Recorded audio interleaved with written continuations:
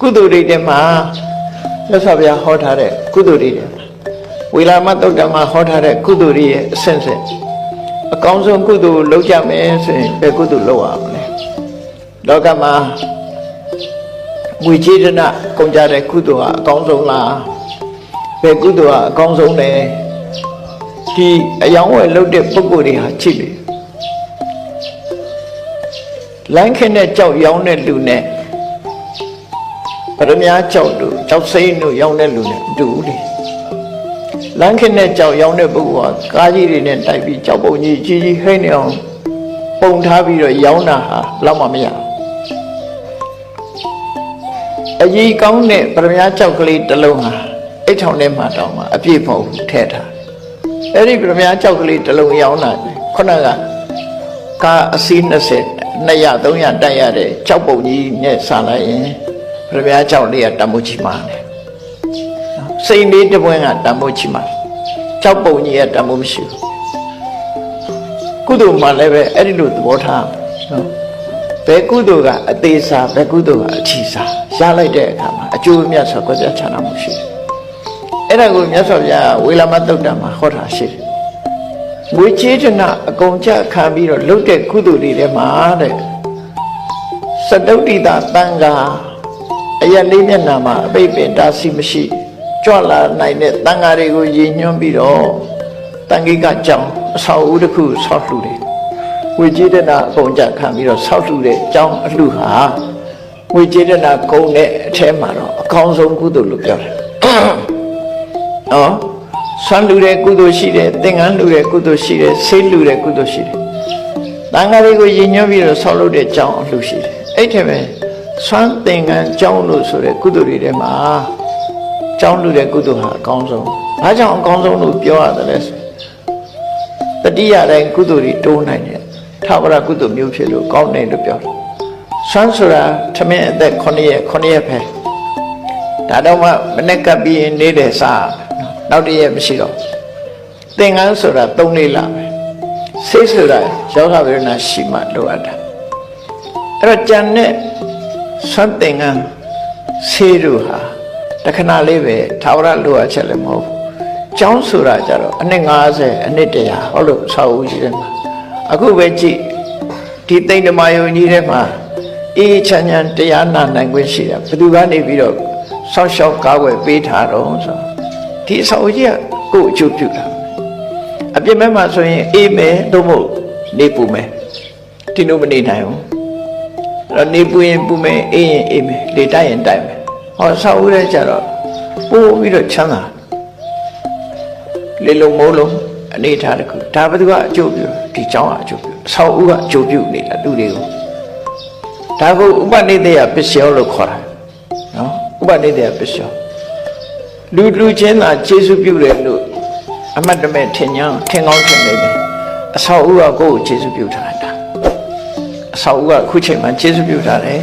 အေးချမ်းချမ်းနေနိုင်တာအဆောက်အဦကကျေးဇူးပြုထို့တူပဲအစာတို့အဝတ်တို့ကလည်းကျေးဇူးပြုတယ်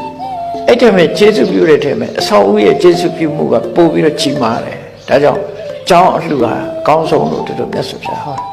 ဒါပြင်ဒီတဲ့ကောင်းတဲ့ကုသိုလ်ကောင်းမှုတွေရှိသေးလားရှိတယ်ခုနကဘုရားတရဏံကိစ္စမိဆိုပြီးကိုယ့်ရဲ့ဘဝကိုဖရာတရားတန်ခါကိုအနှံလိုက်တယ်တရဏဂုံဆောက်တည်တယ်ဆိုတာတကယ်အနှံလိုက်တာနော်ကိုယ့်ရဲ့ဘဝတစ်ခုလုံးကိုဖရာဆုံးမတိုင်းနေပါမယ်တရားအတိုင်းကျင့်ပါမယ်တန်ခါတွေနဲ့ပတ်သက်ပြီးကုသိုလ်ကောင်းမှုလုပ်ပါမယ်ဆိုဖရာတရားတန်ခါနဲ့ပတ်သက်ပြီးအဲ့လိုအနှံလိုက်တယ်ကိုယ့်ဘဝကိုဆွန့်လွတ်ပြီးတော့အနှံလိုက်တယ်အဲ့ဒီကုသိုလ်ကကျောင်းဆောက်ပြီးတော့ဝေကုံကြီးကြထားပြီးတော့ဆောက်လှူတဲ့အလှူတဲ့ပို့ပြီးတော့ကြီးမားတယ်။ဘာကြောင့်ကြီးမားတော့ဆိုတော့ကိုဘဝကျောင်းလှူတယ်ဆိုတာပြင်မကပစ္စည်းနဲ့အသုံးချပြီးလှူတာငွေကြေးတနာဆိုတာအပြင်ကပစ္စည်းကိုဘဝကိုအနှံ့လိုက်တယ်ဆိုတော့ကိုယ့်ရဲ့ဘဝလို့ဆိုတဲ့တမိုးမဖြတ်နိုင်တဲ့အသက်ကိုအနှင်းပြီးတော့လှူဒန်းတာဖြစ်သွားကြဒီတရဏဂုံကပို့ပြီးတော့မြတ်တယ်အဲ့ဒီတရဏဂုံနဲ့မြတ်တာရှိသေးလားဆိုတရဏဂုံစောင့်တည်ပြီးတဲ့နောက်မှာ၅ပါးသီလလုံးထိမ့်သိမ့်လိုက်တယ်ဟောတာပို့မြတ်သွားတယ်ဒါဖြင့်ဒီတဲ့မြတ်တာရှိသေးလားဆိုရှိတယ်တက်လွတ်မေတ္တာရိတ်တာလို့ဆိုတယ် ဒီမှာမေတ္တာပွားနေမေတ္တာဘာဝနာပွားလိုက်မယ်ဆိုလို့ရှိရင်တော့တရဏဂုံသီလစောင့်တည်ထားတာတဲ့မေတ္တာပွားတာမေတ္တာပွားတာတော့မှအကြာကြီးမဟုတ်ဘူးခန္ဓောဟနမတ္တံပိမေတ္တာဘာဝေတိနန္ဒတရှုလို့သူတို့ဆိုတယ်ဒီစကားလုံးကိုခန္ဓောဟနဆိုတာနန္ဒတရှုလက်ချောင်းလေးနှစ်ချောင်းနဲ့တဏ္ဍခါတို့ဘာတို့စန္ဒကူတို့တွေးထားပြီးတော့လက်ချောင်းလေးနှစ်ချောင်းနဲ့ယူပြီးတော့နှာခေါင်းဝါကိုတိတ်လိုက်တဲ့အချိန်ပိုင်းလေးဟာဘယ်တော့မှမရှိဘူးအဲ့ဒါကိုနန္ဒတရှုလို့ပြောတာနော်နန္ဒတရှုလေးလောက်ပဲမေတ္တာစိတ်ကိုဖြစ်အောင်ကြိုးစားကြည့်ပါအဲ့ဒီမေတ္တာပွားမှုဟာခုနကတရဏဂုံသီလចောင်းဆောက်တာလေးတဲ့ပို့ပြီးတော့တန်ဖိုးကြည့်ပါတယ်ဘာကြောင့်လို့ဆိုရင်မေတ္တာဘာဝနာပွားပြီးတော့ဇာရသွားမယ်ဆိုရင်ကဘာချီပြီးတော့အသက်ရှိတယ်ပြမဖြစ်နိုင်တယ်လေတက်တန်းကိုအလောက်ထိအောင်ရှိကြအောင်ထိမ့်သိမ့်ပေးနိုင်တယ်ချမ်းသာဒုက္ခကိုကြာကြီးထိမ့်နိုင်ဒါနတို့သီလတို့ဆိုတဲ့အရာကလူပြည့်လူချမ်းသာနတ်ပြည့်နတ်ချမ်းသာဒီလောက်ပဲပေးနိုင်ကဘာချီပြီးအသက်ရှိနိုင်အောင်မစွမ်းဆောင်နိုင်ဘူးမပေးနိုင်ဘူးမေတ္တာဘာဝနာကဇာအဆင့်ထိအောင်ရောက်သွားတယ်မေတ္တာဘာဝနာဆိုရင်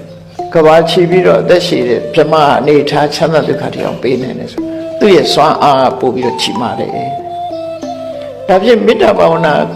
ဆိုတဲ့ကုသိုလ်ကောင်းမှုဟာအကောင်းဆုံးဖြစ်ပြီလားဆိုဖြစ်သေးဘူးသူ့ရဲ့ကောင်းတာပါတော့ဆိုဣစရသင်္ကတမတ္တံပိအနိစ္စတင်ညာဘာဝေတိလက်ဖြစ်တတိအချိန်လေးပဲဖြစ်စေကိုယ်ခန္ဓာကိုစူးစိုက်ပြီးတော့အော်ဘေးရမှမမြဲပါလားဆိုတဲ့ဝိပဿနာတရားကိုချောစားအထောက်မမြဲဘူးဆိုတာကိုဆင်ញင်သုံးသပ်နိုင်ခြင်းဟာဝိပဿနာဉာဏ်ကိုဖြစ်အောင်လုပ်တာအဲ့ဒီဝိပဿနာဉာဏ်ကြတော့လှုပ်လို့ရတဲ့ကုသိုလ်တွေမှာအကောင်းဆုံးကုသိုလ်လို့ခေါ်တယ်ထိတဲ့ကောင်းတဲ့ကုသိုလ်မရှိတော့ဘူးလှုပ်လို့ရတဲ့ကုသိုလ်တွေမှာထိတဲ့ကောင်းတဲ့ကုသိုလ်မရှိတော့ဘူးမဲ့ကုသိုလ်ဆိုတာလှုပ်လို့ရတဲ့ကုသိုလ်မဟုတ်ဘူးဝိပဿနာကုသိုလ်လုပ်ပြီးမျက်မှောက်ပြုရတဲ့ကုသိုလ်မျိုးသာဖြစ်တယ်ကုသိုလ်ဆိုတာမဲ့ကုသိုလ်မှာလမ်းဆုံးတယ်သို့တော့မဲ့ကုသိုလ်သည်လှုပ်လို့ရတဲ့ကုသိုလ်မျိုးမဟုတ်ဘူးအားထုတ်ရမယ့်ကုသိုလ်သည်ဝိပဿနာကုသိုလ်အမြင့်ဆုံးပဲဖြစ်တယ်